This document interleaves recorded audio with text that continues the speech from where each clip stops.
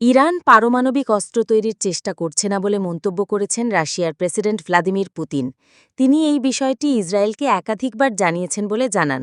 সম্প্রতি sky news আরবিয়াকে দেয়া এক সাক্ষাৎকারে এই মন্তব্য করেন রুশ প্রেসিডেন্ট।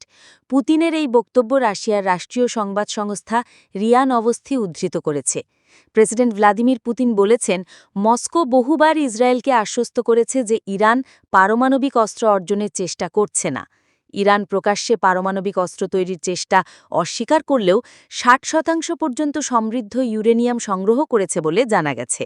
এদিকে যুক্তরাষ্ট্রের জাতীয় গোয়েন্দা বাহিনীর পরিচালক তুলসী গাবার্ড বলেছেন, যুক্তরাষ্ট্রের কাছে এমন তথ্য আছে যা থেকে ধারণা করা যায় যে ইরান চাইলে কয়েক সপ্তাহের মধ্যে পারমাণবিক অস্ত্র তৈরি করতে পারে।